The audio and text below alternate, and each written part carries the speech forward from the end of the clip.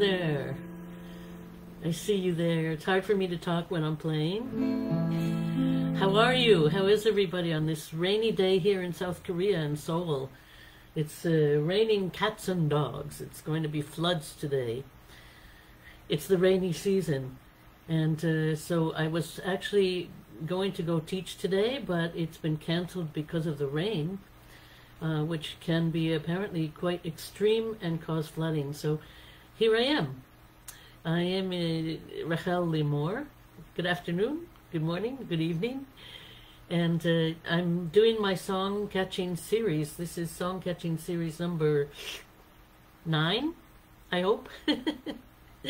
I'm trying to do this every day, or as much as possible. I have a lot of songs to get through, but the point of this series is that I want to share a little bit about the musical life, about what it is to be a songwriter or a song catcher, and how music affects us, what it brings to us, what we can give to you as musicians. What is all of this music, songwriting, this music business about?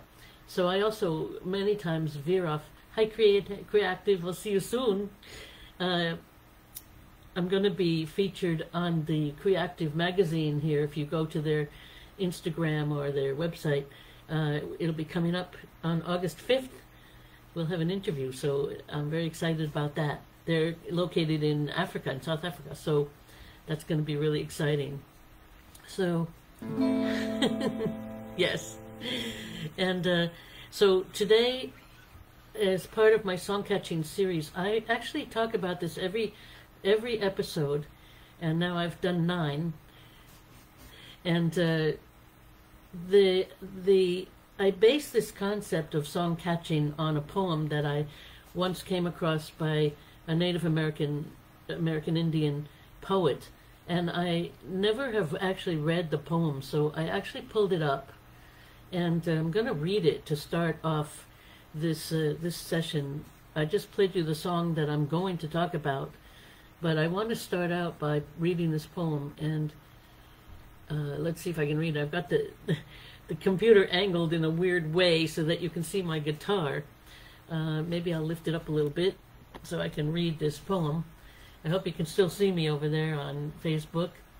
So the poem goes like this. Song catching. Those that watch, those that crawl, those that walk, those that swim, those that fly, and winds, waters, mountains, clouds, disappointments, passages, rewards, relationships, memories, spirits, innocence, tiny hands, tiny feet, wrinkles, stories, graying eyes, songs these carry, songs these emanate, songs for us to receive. Let me pull this down a little bit. On the bus in Seattle, it came to me, looking out the window at all those who sped by while I, carless, trumbled along. Dad sings it now. He says, when he feels alone, says it comforts him, it comforts us both. She got up, she danced.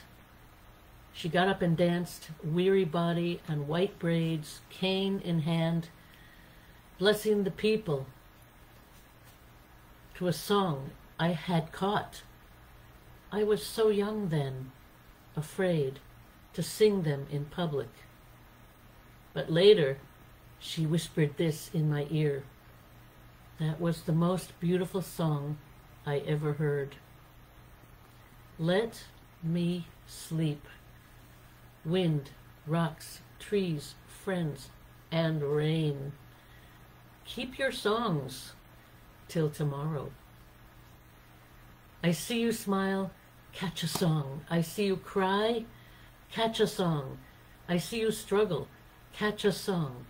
I hear you laugh, catch a song. I see you grow, catch a song. I see you walk away. Please, please, now I really need to catch a song. There's this thing we singers do with nearly silent whistles. Oh, We trust the wind to bring it back. That song, wandering, that song, almost forgotten, that song for this moment. Songcatcher, with what song will you travel to peace and light? With that song will you say farewell to all that was good and all that was pain? With what song will you greet what had left? What was love? What was blood? What will be the song you use? Songcatcher, to return breath, thought, and memories to wind. This was written in 1995. It's copyright by the poet Arlie Nescahi. Arlie Nescahi. I hope I'm saying that right. Arlie, I hope that one day you will see some of my broadcasts here, because this is really inspired by you, Arlie Nescahi. So back to angle this a little bit. So I'm so glad that I had the opportunity to read that poem finally. I should have done it my first episode, but it's so inspiring. So what is Songcatching about? What's out there and what we catch and what we bring into our lives and what we share outward with the rest of the people in our circle, with the people who find us, with the people who see us and hear us. That's our business. That's our job as singers, as musicians, as so-called songwriters. So this is the concept I bring to this series. People say, oh, you were a songwriter and all of that. I say, well, kind of. I'm a songcatcher because I don't feel that... Some of the songs, yes, I had to sit down and actively, consciously write. But most of my songs came to me and I received them happily and unconsciously and wrote them down. And mostly when I do songwriting, songcatching, I actually have something to stare at, to empty my mind, to allow the thoughts, those energies to come through me, to me and through me, and I just write them down. I've written songs while glaring at Hanukkah candles, as they burn, watching the light, and then suddenly, there's a song. I've written songs while driving in the car. When I used to drive, I used to have pad and paper with me, and I would have to stop by the side of the road and just write down whatever was coming in. I've written songs or received songs when I was waiting for a class to start, waiting for the students to come. Whoa, there's a song. And had to keep it in my head all day long until I could write it down. I've had songs come to me just sitting in my room with my guitar in my hand, looking at the walls, and just what we call spacing out, just staring. Songs come. I've had songs in dreams, and had to wake up and write them down. I know there's many musicians who that happens to them. They have a pad of paper and a pencil right next to their bed, because when they get a song in a dream, they write it down right away before it's lost and forgotten. So songcatching is what we do, really, songcatching. So that's one of the very important concepts that I like to talk about in this series. So now for the song of the day, the song of this episode. I have brought some... I am a musician who is influenced by many countries, by many cultures, by many musical styles. Essentially a folk musician, coming from the folk music revival of the 1960s, later influenced by the rock and the sort of Latin sound of the sound of Led Zeppelin, the sound of Santana, the beautiful harmonies of Crosby, Stills and Nash, and later influenced by the evolution of Joni Mitchell, of Mary McCaslin, but of Joni Mitchell and Bob Dylan, how they evolved themselves, and their music evolved with them to express how they evolved as people. So important, so fascinating. There are musicians who stay in one place, they always do the same thing, and there are others who evolve and grow. As they grow as people, their music changes, and that fascinates me to no end. So people like Joni Mitchell, Bob Dylan changed, and when he changed, he was a folk music icon, but not of his choice. He was kind of placed there. He always just wanted to play music.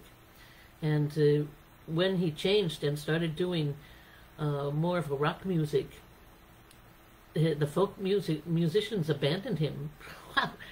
Wow, that tells you where they're at. So that's happened to me too. My folk music circle didn't like me playing with religious women, observant women. And they kind of abandoned, they didn't really abandon me. They simply turned a blind eye, didn't want to know about that. And that's a shame. What can I say? And people abandon you because of your political views, opinions, and who you vote for these days. So anyway, I'm not going to go there. I'm just saying that we grow as people.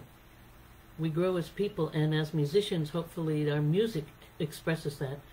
So my music has been influenced by where I have lived. Thank you.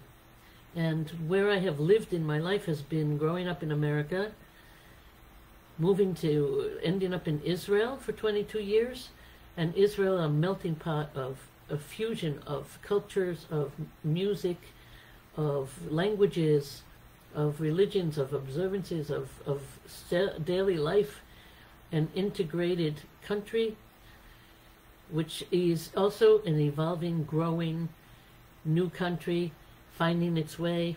So it's fascinating. And then back to America, influenced by a lot of country musicians, bluegrass, country, stuff like that. Folk music again, but on a different level, as well as Renaissance and classical music and musicians. And then now I'm in South Korea. So traditional Korean music is beautiful, absolutely beautiful. And the dance and the culture here is fascinating, the Asian culture. It's my music has not yet integrated that culture yet. I've only been here 2 years.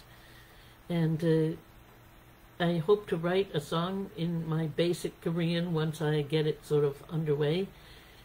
I hope that will happen. I've got one in mind, but the music hasn't come yet, so we'll see what happens. So, about songcatching and influences and as a musical life, one thing I like to talk about as a musician, as living a musical life, is I have always had music in my life. My mother and my father were both lovers of music. We had music in the house. The first time I ever met somebody who didn't have music in their life, I was shocked. What? How could you not have music in your life? I didn't understand it, but apparently that exists. But music has always been part of my life, and I started playing guitar at age 14. Before that, I was sent to music schools. And my mother started teaching me piano at age 6. I learned solfege, recorder, rhythm, music appreciation, and music theory as a young child. In the 5th grade, I played the flute. And finally, at age 14, I came to the guitar, which became my instrument. As you do a search for maybe what's your instrument, not every instrument speaks to us. Not every instrument is the one that becomes us. So you need to try a bunch of instruments. And when you do, if you don't like that one, if that one doesn't work for you, don't feel like you've failed. Just go to the next one, because we all have our choice instrument, and mine turned out to be guitar. So I am fairly masterful at certain styles.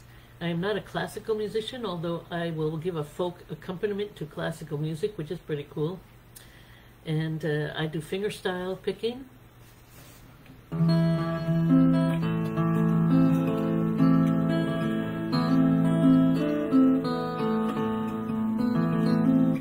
And of different styles. I play a few stringed instruments. I play a little bit of banjo, a little bit of mandolin, very little bit. I play the spoons, and you can find that on one of the episodes here. I give a spoons workshop, teach in. So I hope you will look at that one and learn how to play the spoons. So find your instrument, experiment. That's what we do. So the song that I started playing today was called New Moon. And this is basically an instrumental, but it did have a poem that it came, I don't know, simultaneously at the first, I don't know how they came together. This is from 1983. I'm going to read you the poem. I was living in Israel at the time, so I am a fluent Hebrew speaker, although my accent these days could use improvement, but that's okay. For any Israelis out there listening, you know, English is my first language, so I do my best with the accent, but here we go. I'm going to pull up the poem. It's called New Moon, and I'll talk about that afterwards. So the poem goes like this. Woman, moon, with each new moon comes a new woman. Life is a cycle she carries within her. Woman, celebrate your covenant with God. You are unique and full as the moon is light in the darkness. Flow with new life of coming months. Moon, celebrate woman. In Hebrew it goes like this. Sorry, I've got a little frog in my throat, seems. מולד הירח, אישה, ירח, עם כל ירח באה אישה חדשה. החיים הם המחזוריות שהיא נושאת בקרבה. אישה, את חוגגת את בריתך עם השם. את יחידה ומיוחדת כמו שהירח הוא אור באפלה. את שופעת חיים חדשים של חודשים יבואו. לבנה, את חוגגת, אישה. This is the poem. So let's look at it. Let's find out what it's all about. If you're a man, I hope you'll gain a new awareness of how we think as women, or some women. Me, anyway, and some of my friends who are women. Hello there. And this poem, I don't remember actually how it came to me, to tell you the truth. I don't remember. And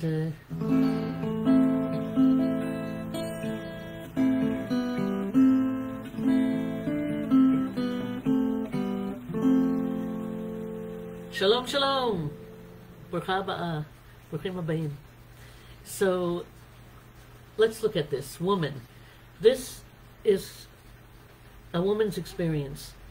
The moon, and many, and Israel and Korea, Asian countries, I guess, Mashir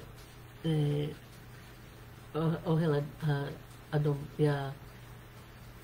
It's some countries follow the lunar calendar, and if you think about the moon,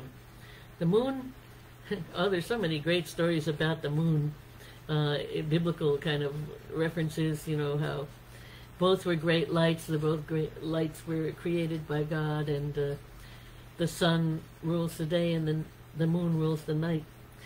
The moon has many influences, but the moon is very interesting because it goes through cycles.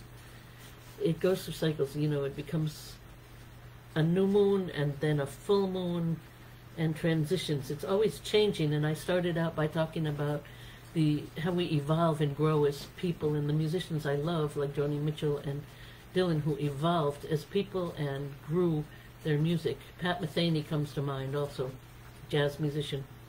And so woman, as a woman, we know that a woman's body is always changing. A woman, as she becomes a teenager, goes through puberty in a different way. A man also changes. A woman has the ability to conceive and bear children. And when that happens, her body goes through tremendous changes, as does her whole being. And we gain a big fat stomach, which I still have, unfortunately. And we go through cycles, though, even without getting pregnant, having children, bearing children. A woman goes through cycles every month, like the moon. And with that comes mood changes, or physical changes, mental changes, emotional changes. It all happens, and makes us very sensitive to the world outside, to the world within that we carry within us. So woman, moon. With each new moon comes a new woman. Isha, Yerach. Im kol Yerach ba'a Isha Khadasha. Life is a cycle she carries within her.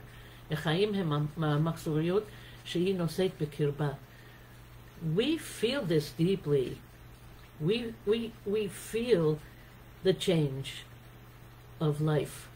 And when you are growing a life inside of you, wow, that's like an amazing experience. And I've said this before maybe, but when I started growing life inside of me, when I was pregnant, I did not want to play music anymore. My desire to do music left me, and I was very worried. What's going to happen is, have I lost my music sensibility totally and completely? And no, what I realized after, of course, I gave birth and some time went by, my music desire to be a musician again, my musical talents came back, and I realized that while I was busy creating a new life and carrying that new life within me, that was my creation.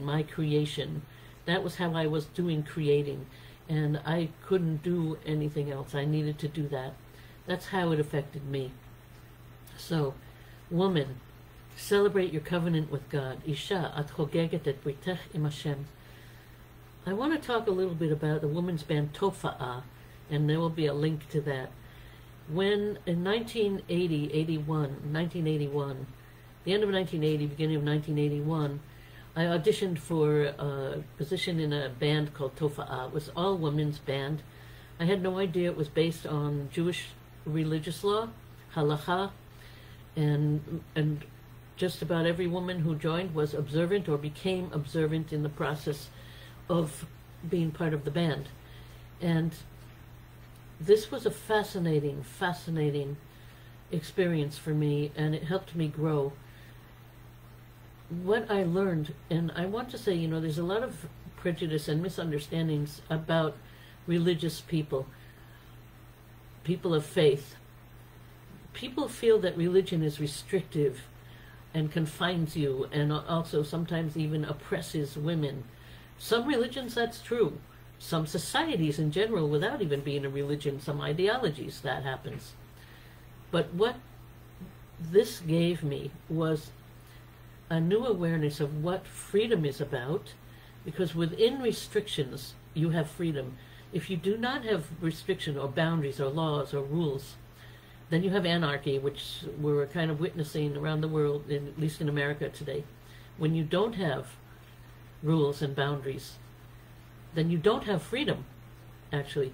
So rules and boundaries, they give you a framework, gives you actual freedom. And what we found, we focused on doing music for women, by and about women. And we learned a lot about ourselves as women.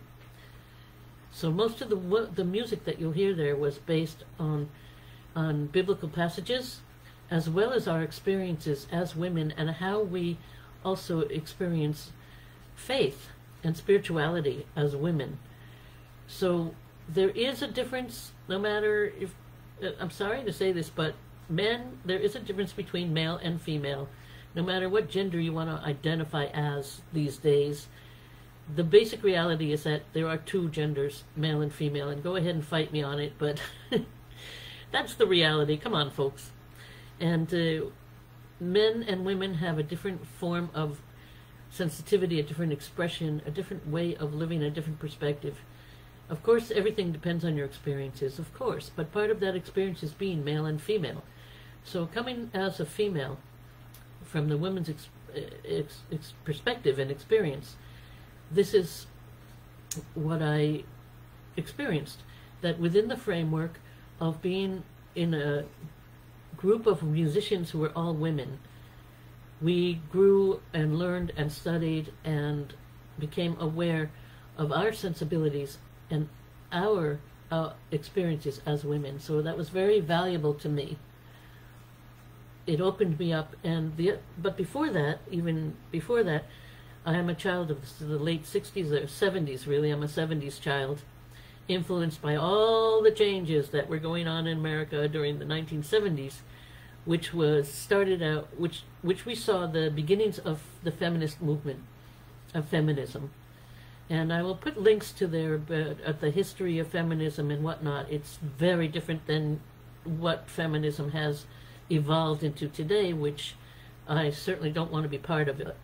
It's no offense or anything for the feminists of today, but wow, you have totally veered off onto some other journey, which is definitely not mine. That's not my journey. So sorry to say, I know I'm in this episode, maybe I'm appearing to be somewhat whatever names you want to call me, labels you want to call me, but this is my experience. I'm talking about my experience. I don't mean to offend anybody at all. So I'm just talking about my experience. If you relate to it, you do. If you don't, that's fine too. I was part of the early feminist, the beginnings of feminism, where again, there was a framework within which we discovered who we were as women. In my opinion, the most important part of the feminist movement of the 70s was the awareness of health issues, women's health. That was really, really, a book came out, Our Bodies, Ourselves, still exists today, and it's updated all the time. Women's health was really underlooked, overlooked, whatever, and we gained a great awareness about that. I kind of liked the feminist movement because we all could have hairy legs and hairy underarms. No offense or anything, but I didn't really like all of that beauty, that stuff about beauty, but the focus on beauty, which does exist a lot here in Korea. And today I kind of appreciate it. It's kind of nice to see beautiful people and people who care about their skin and people who care about their looks, their appearance. But when it's too much, then you have to question people's values. But that's another subject. But we were questioning values at the time as well. Equality, equal pay, women's rights for voting, all sorts of things, that we were concerned about back then. It kind of morphed into this equality thing.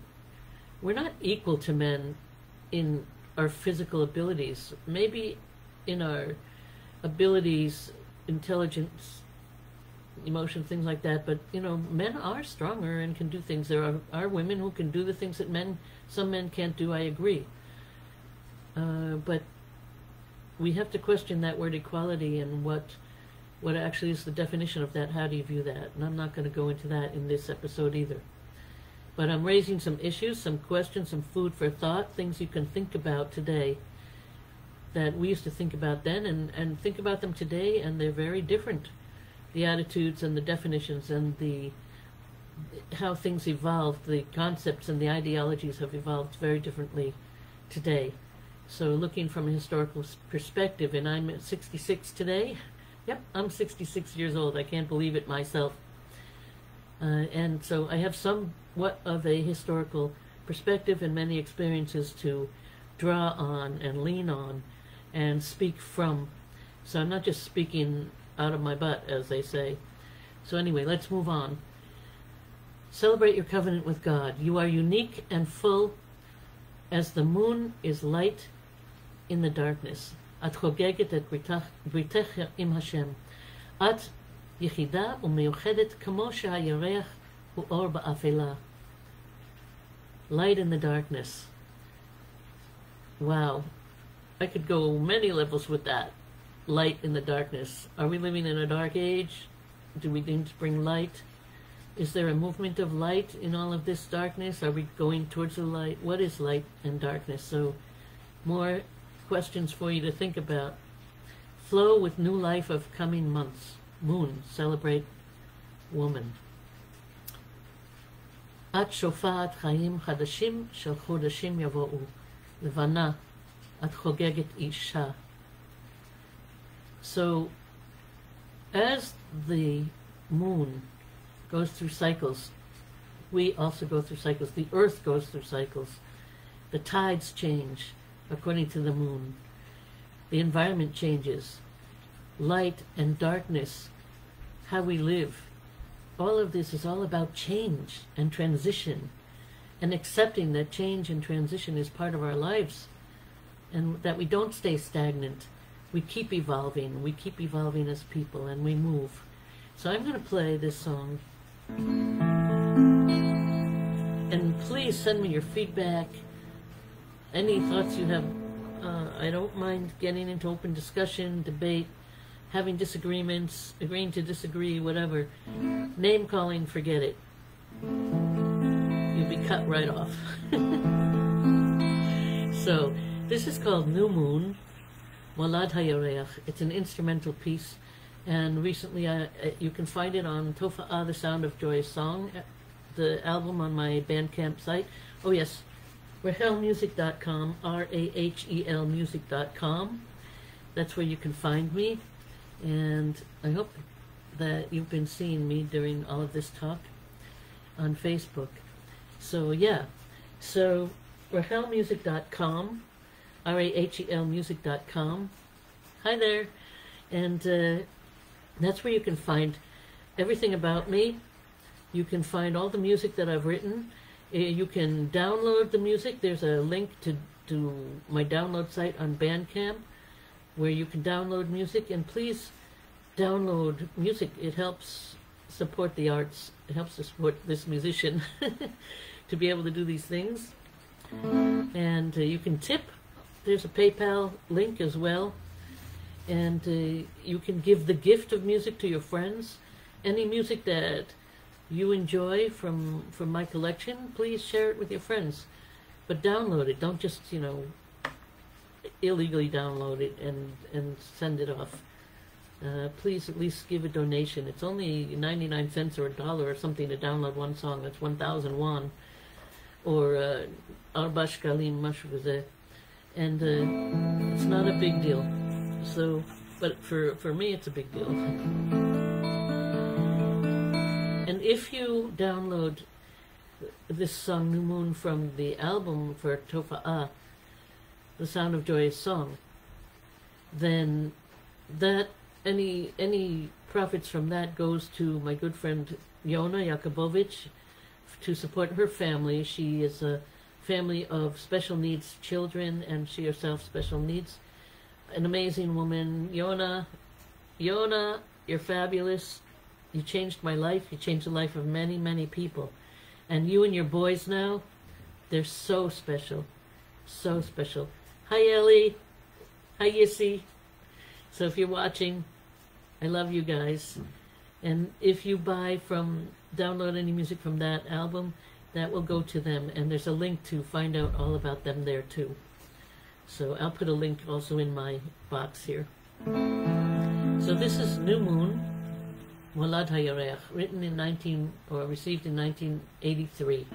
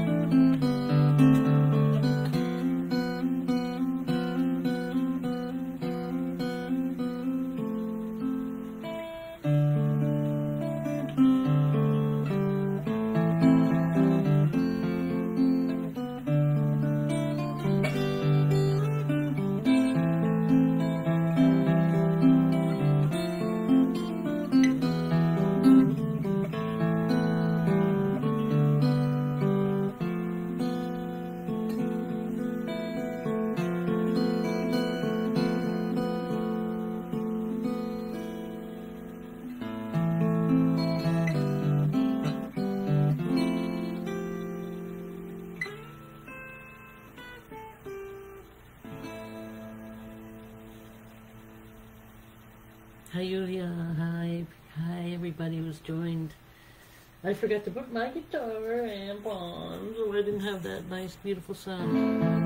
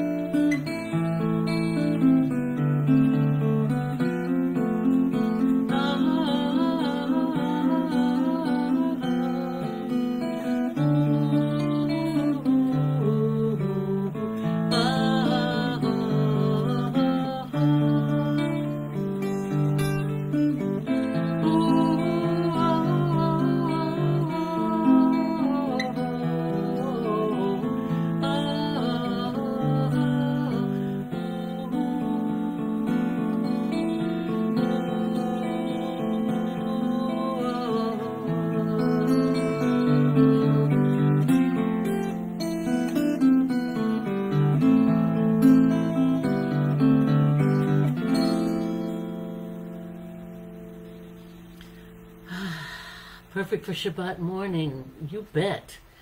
Actually, I have a song called Sabbath Peace, Shabbat, for Shabbat. And you can find it on that same album. That same album? I think so, yeah. On Tofa'ah, Sound of Joy song. Also on Sound Waves, sung by Leah. Wow, beautiful singer from Australia. Hi, Leah, if you're out there. And wow.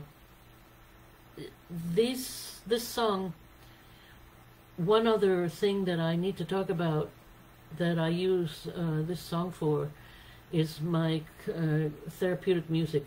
My work in hospice, hospitals, in alternative medicine, alternative complementary medicines, clinics, things like that, and also in yoga places, for anybody who can benefit from this kind of music. As you say, perfect for Shabbat. It's perfect for a rainy day, and it's raining like crazy over here in Seoul. And I hope the music is there for helping you relieve stress, relieve pain. This is what therapeutic music is about, and you can find that on my musicpractitioner.weebly site, and there's a link to that too. Working in therapeutic music, using music as a therapeutic tool, energetic medicine, I call it, is very, very, very special. Wow. You have to, the main component of that, besides being a pretty good musician, and you can use your voice, any kind of instrument that you have, but you need to know how to apply it and how not to apply it. The main important, most important thing I learned about that was not to be an entertainer, not to entertain, but rather to put yourself aside and let the music, the energy of the music, create an environment in which the person themselves, so the listener, the client, the patient, whoever it may be, can rest and relax and allow their body to heal and do what it needs to do. You need to put yourself aside. Therapeutic music is not about coming in and entertaining the masses and entertaining even an individual. It's not about entertainment.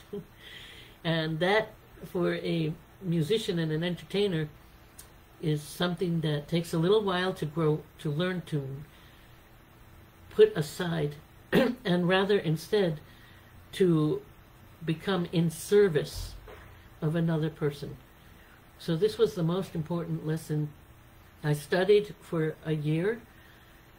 I studied the theory and the technical aspects, the application of music, improved my musical playing.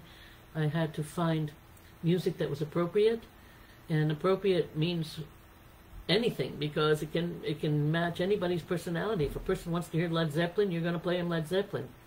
If a person wants to hear James Brown, you're going to play James Brown. If a person just wants to hear some soothing classical music or soothing whatever kind of music, instrumental music, you're going to play that. So you need to be pretty varied and wide, and your musicianship needs to be pretty high par. And you grow a sensitivity, a sixth sense. You need to be sensitive to the person you're working with and put yourself aside. That's the hardest part and the most important part, and that's what makes you a therapeutic musician. I'm a certified clinical musician, CCM. So this was one of the songs that I would play. I would ask, do you want to hear music? Yes. Do you want to hear something slow or fast, mellow, soft, loud? What sort of music are you interested in? Something soft and mellow. Okay, I will play this song.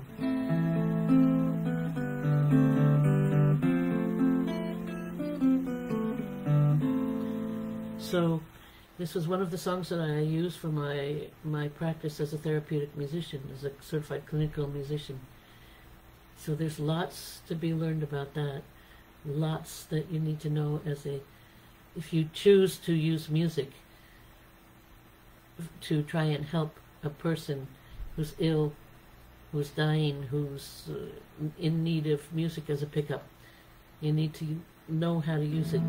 So go and learn before you think that just because you're a musician, you can create or affect and help a person. Yeah, music is going to help a person for sure, but you need to know how to use it properly.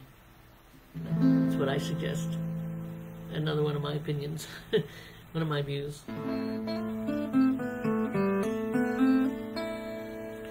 So I've covered many subjects in today's episode. This is episode 9, I believe, of Songcatching. And I don't have anything else to say. Do you have anything else you want to say? Hi, Warren. Hey, my old neighbor over there in Milford, New Hampshire. I'm following you. I love your posts. Awesome stuff. So it's good to see everybody. It must be really late there. It's 1:30 in the afternoon here. It's probably really nighttime. What is it? Midnight. Something like that over there in New Hampshire. Some of us are night owls. Yes. Let's hear it for the night owls. Yeah. Let's hear it for the night owls. Yeah, it's all very interesting. I've covered so many subjects here. So the subjects I've touched upon in this episode, if you want to review it, feminism, faith, and healing. What else did I talk about? I didn't really talk about 7:30 a.m. in Israel. Whoa, it's early over there. Thanks for being up at that hour. So let's hear it for the morning people. Yes, morning people. תודה רבה. דש חם לכולם בישראל. ממש. יש לי בת בישראל, הבת שלי בטבריה. אז בוקר טוב לכולם. So, yeah, that's awesome. And 안녕 higaseo. 안녕. My Korean is so bad. I'm learning Korean. 한국어 배워요. 배워요. So hard for me to say goodbye. I have a problem about saying goodbye. But I have come to the end of the broadcast, so there's a lot of subjects. I hope you'll give me some feedback and let me know your thoughts about those different subjects. I didn't talk about the structure of the instrumental music, and this is instrumental music. So actually, I will talk about that for a moment before I go. One thing I did learn, hi Yulia, and one thing I did learn about music in my practice was that sometimes lyrics, you don't want to sing them on occasion. Batzlacha, toda raba. Yeah, with the Korean. I'm working on it. I've got words floating around in my head right now, but I'm, stuck, just learning them. So, nay. So as far as lyrics and words go, some lyrics are important to sing. For example, I was in a clinical unit for people who were depressed, suffering from depression, and had possibly even tried suicide. And when I went in there, I had no idea what I would play, and they asked me to play one depressing song after the next. And I thought, why do people who are depressed want to hear depressing songs? And of course I remembered what I had learned about match and move. When you're depressed, and this has happened to me too, I want to hear songs that make me cry. I want to feel that depression. I want to be able to express that depression. I want to cry, man. I want to cry. And sometimes they can't cry, and sometimes the music will make you cry, will help you cry. So they wanted to feel their depression. And once they felt it, eventually they started asking for somewhat happier songs. So I learned a lot from that experience, and lyrics. And one time I had lyrics, I was singing lyrics, you don't think about it sometimes. You think, oh, this music is really happy, upbeat, or something, or this music is really beautiful. Then you start singing it, and the lyrics are suddenly, oh my God, why am I singing those lyrics to this person? And suddenly you find out that the person is crying or very affected by the lyric. And one time a woman was in the hospital and she was crying, and her husband got very upset. I think she had just had a miscarriage or something, and he got really upset and he told me to leave, and that was fine. I don't take that personally. But because the lyrics I was singing caused the woman to cry.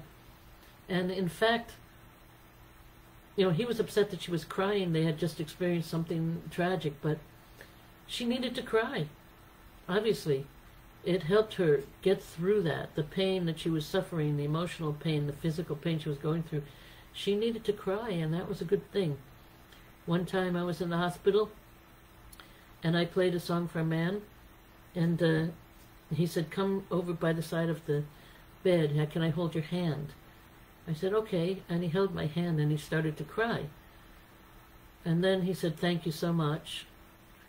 And I said, thank you. And I parted. And what happened was that I found out, I'm just guessing, of course I don't know for sure, but he was about to go into an operation. He was prepped and ready to go, and he was just waiting to be taken in for the operation. This was pre-op. And he obviously had some fears. And sometimes men find it very difficult to cry and express their fears. And the fact that I played some music that moved him to tears, and I could give him my hand to hold while he felt that fear and could try and overcome the fear and express the fear that he was experiencing, or the sadness. I don't know what he was experiencing, but whatever it was, it helped him overcome it, to feel it, to overcome it, and to get ready emotionally for what he was about to go through. So you just don't know. You just don't know when you're doing this kind of work how you're affecting people. I don't know as a musician how I'm affecting people. I don't know how the songs that come through me that I receive, and that was the poem I read to start out the episode today, Songcatching. I don't know how it's going to affect you. I don't know how it's going to affect me when I play it. So music is the universal language, and so powerful that we need to at least be aware of that. So okay, now I will really end. I'll just play this one more time. So this is New Moon.